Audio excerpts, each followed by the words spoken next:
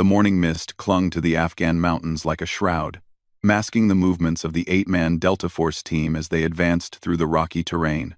Staff Sergeant Marcus Chen adjusted his night vision goggles and signaled to his team leader, Captain Jake Morrison. They had been tracking a high-value target for 3 days through this unforgiving landscape, following intelligence that led them deeper into Taliban-controlled territory. The mission seemed straightforward on paper. Extract or eliminate Khalid Nazir, a bomb maker responsible for dozens of coalition casualties.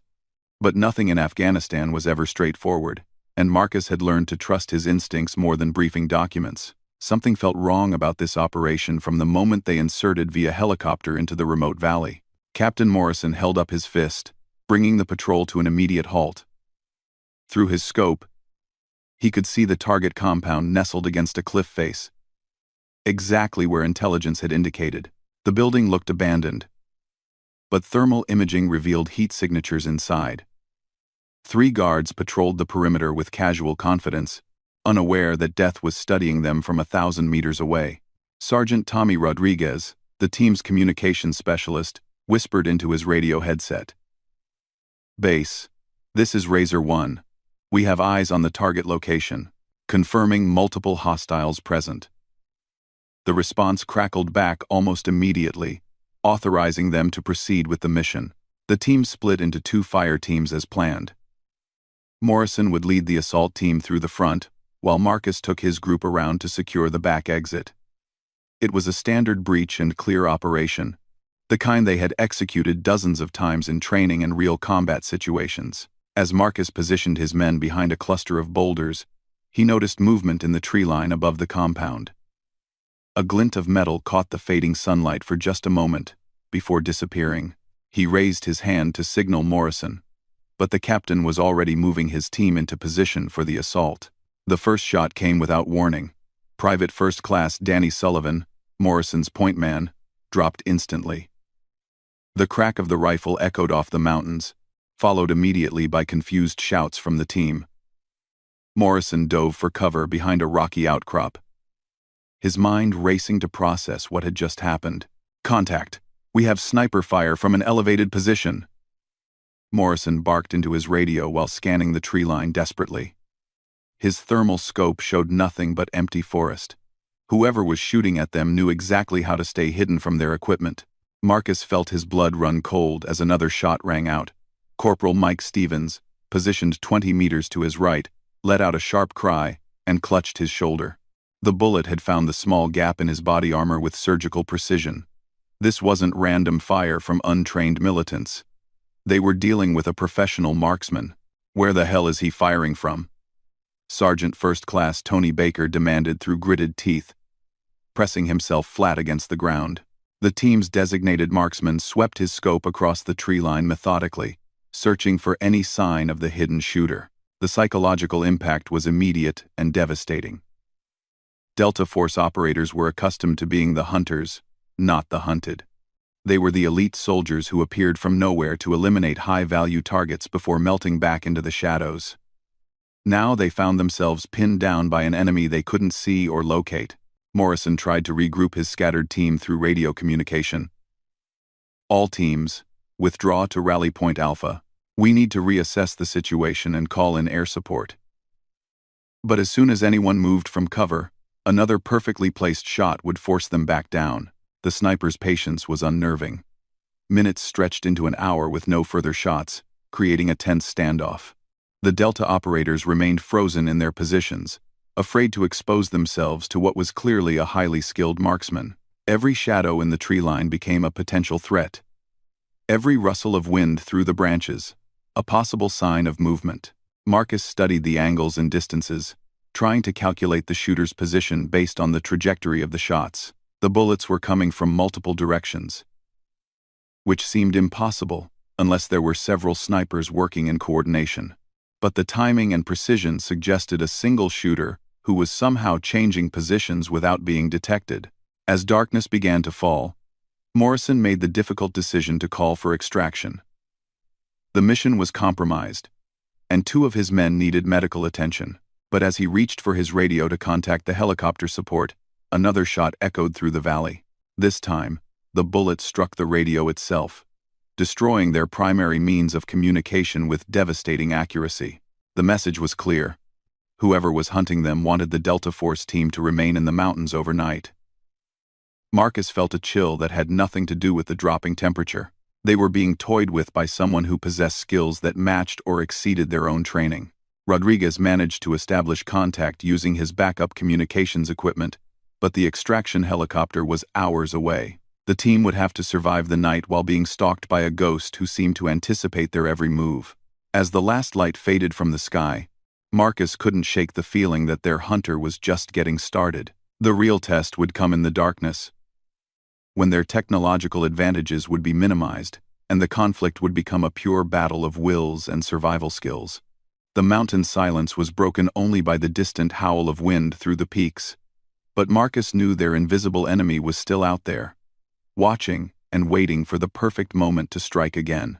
The question that haunted every member of the team was simple but terrifying. Who was skilled enough to turn elite Delta Force operators into prey? Tomorrow would bring answers, but tonight belonged to the shadows and the patient marksman who controlled them with lethal precision. The hunt had only just begun, and the roles of predator and prey had been definitively reversed in the unforgiving Afghan mountains. The first gray light of dawn revealed a scene that would haunt the surviving Delta Force operators for years to come. During the night, their unseen adversary had somehow moved closer to their defensive positions without triggering a single motion detector or thermal alarm. Fresh boot prints in the dirt told a story of impossible stealth and tactical superiority. Captain Morrison discovered the prints while conducting a perimeter check, his heart sinking as he realized how vulnerable they had been throughout the long night. The tracks showed that someone had circled their entire position multiple times, coming within arm's reach of their sleeping sentries without being detected. It was a level of fieldcraft that shouldn't have been possible against operators of their caliber. Marcus examined the footprints with growing unease. The tread pattern was unusual, not matching any standard military boot he recognized. More disturbing were the small items left behind at various positions around their camp. A playing card here, a spent brass casing there, each placed with deliberate precision to send a message. Their stalker could have killed them all during the night, but had chosen not to. "This guy's playing with us," Baker muttered, his usual confidence shaken by the psychological warfare being waged against them. "He had a dozen chances to take us out while we were sleeping. Why didn't he finish the job?" The question hung in the air like mountain fog, unanswered and unsettling. Rodriguez worked frantically with his communication equipment, trying to establish contact with their extraction team. The backup radio had suffered damage during the night, though none of them could remember hearing any gunshots. Their equipment was being systematically sabotaged by someone who moved like a ghost.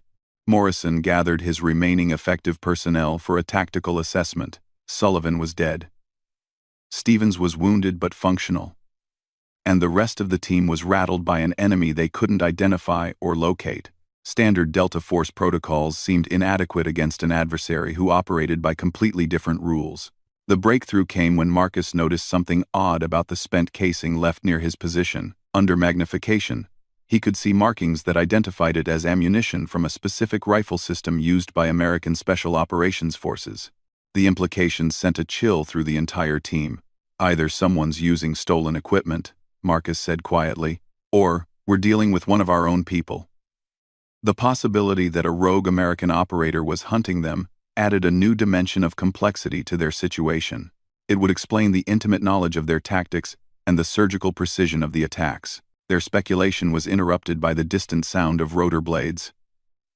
The extraction helicopter was approaching as scheduled, but Morrison knew they couldn't simply board and leave, not when a skilled marksman was still positioned somewhere in the surrounding terrain. The helicopter would become a sitting target during the pickup procedure. The pilot's voice crackled through Rodriguez's repaired radio with growing concern. "Razor 1, I'm seeing multiple heat signatures in the Treeline. Looks like you've got company down there." The thermal imaging equipment on the aircraft was detecting movement that the ground team had missed completely. Morrison made a calculated decision that would define the remainder of the mission. Instead of attempting immediate extraction, he would use the helicopter as bait to draw out their hidden adversary. The aircraft would hover just out of small arms range while the Delta team positioned themselves to identify and engage the sniper when he revealed his position. The plan required split-second timing and absolute trust between team members. As the helicopter began its approach, Marcus and Baker moved to flanking positions while Morrison and Rodriguez provided overwatch from concealed firing positions. They had one chance to turn the tables on their tormentor. The shot came exactly as anticipated, but from a direction none of them had expected. The sniper had somehow positioned himself directly between the helicopter and the landing zone, using the aircraft's noise and rotor wash to mask his movement. The bullet struck the helicopter's tail rotor with devastating precision, sending the aircraft into an uncontrolled spin. Morrison watched in horror as the helicopter crashed into the valley below, exploding on impact and eliminating their primary means of escape. The psychological impact on his team was immediate and crushing. They were now stranded in hostile territory, with a deadly marksman who seemed to anticipate their every tactical decision. But the sniper's position had been revealed by the muzzle flash, and Marcus was already moving toward the location with practiced efficiency. For the first time since the nightmare began, they had a concrete target to engage. Baker provided covering fire, while Marcus advanced through the rocky terrain toward the tree line. What he found there changed everything he thought he knew about their situation. The firing position was perfectly prepared with range cards, wind indicators, and multiple escape routes. But more shocking were the personal items scattered around the hide site. Military identification tags, unit patches, and photographs that told the story of a decorated American soldier. The name on the dog tags was Staff Sergeant Alex Rivera, a former Delta Force sniper who had been reported killed in action 18 months earlier during a classified operation in Syria. According to official records, Rivera had died heroically, while providing cover for his team's extraction from a compromised mission. Marcus felt the pieces of a larger puzzle beginning to fall into place as he examined the evidence. Rivera hadn't been killed in Syria. He had been abandoned by his own command, left behind during a botched extraction that prioritized political considerations over the lives of operators in the field. The betrayal had transformed one of America's most skilled snipers into something far more dangerous. The psychological profile was textbook perfect. A highly trained special operations soldier with intimate knowledge of American tactics and procedures, driven by betrayal and abandonment to wage his own personal war against the system that had left him for dead. Rivera wasn't just hunting Delta Force operators.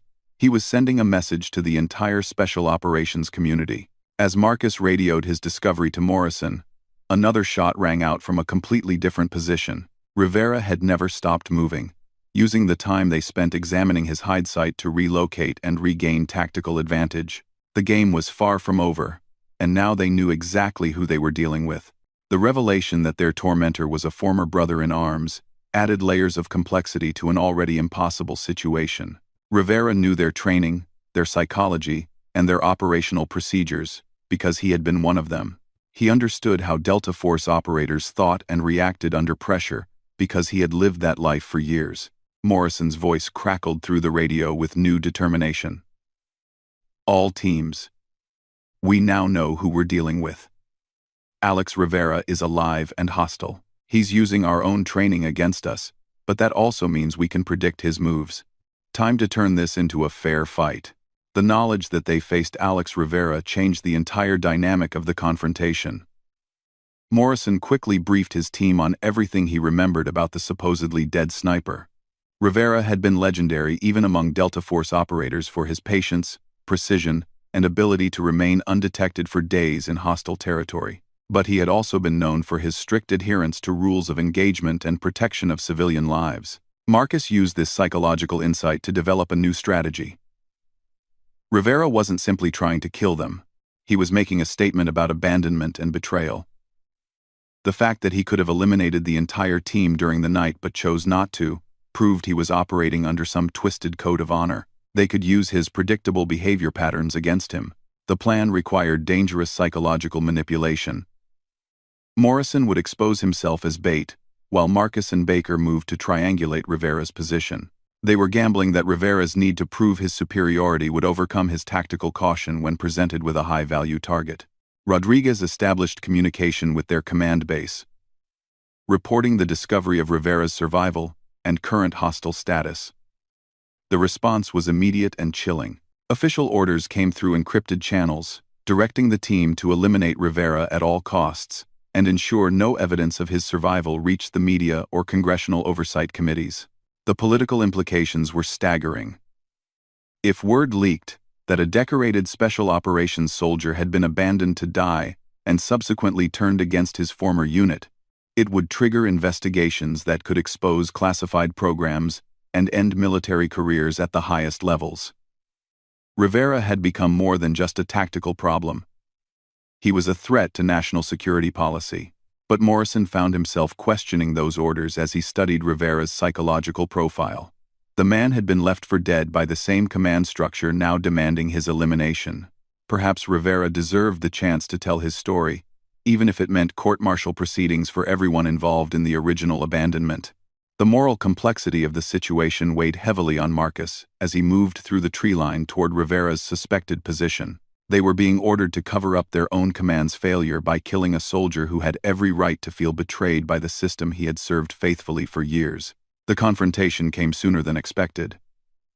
Rivera stepped out from behind a massive pine tree with his rifle lowered, seemingly resigned to facing his former brothers in arms directly. His appearance was shocking.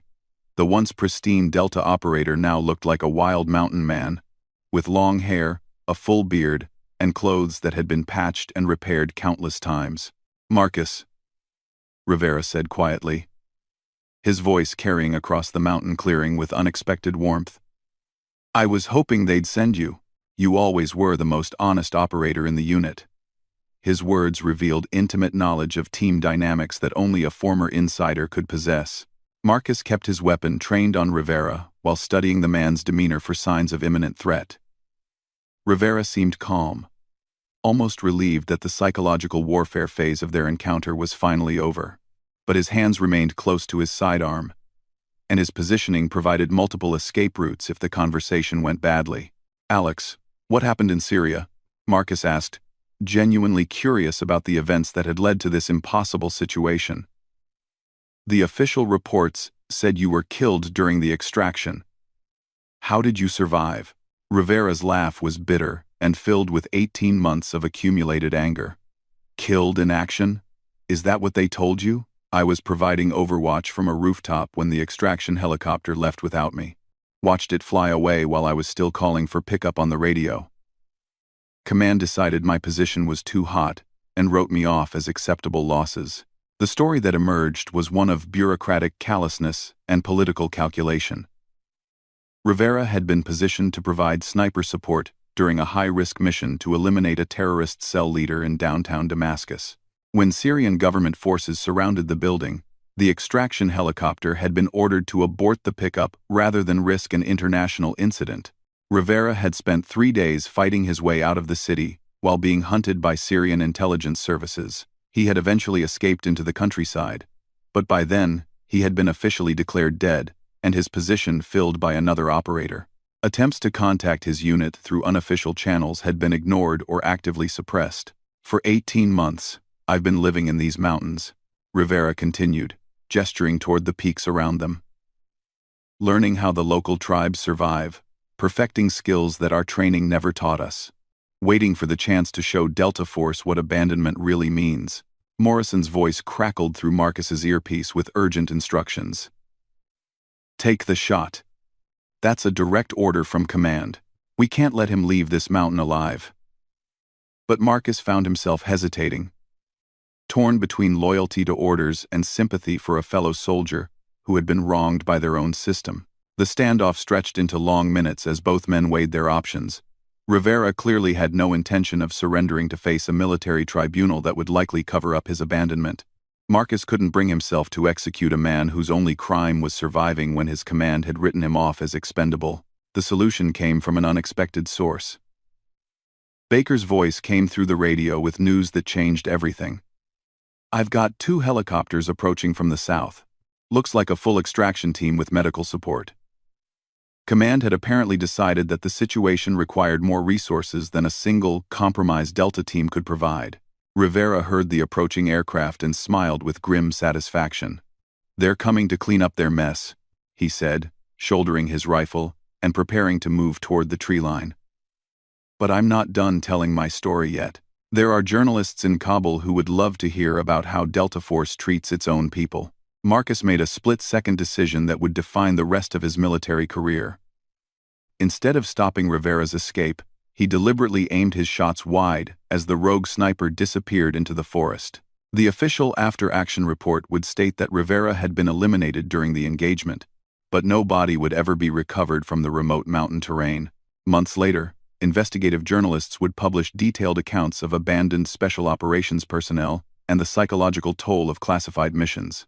The stories would trigger congressional hearings and policy reforms, though their sources would remain anonymous and protected by journalistic privilege. Marcus never learned Rivera's ultimate fate, but he occasionally spotted familiar tactical signatures in news reports from remote conflict zones around the world.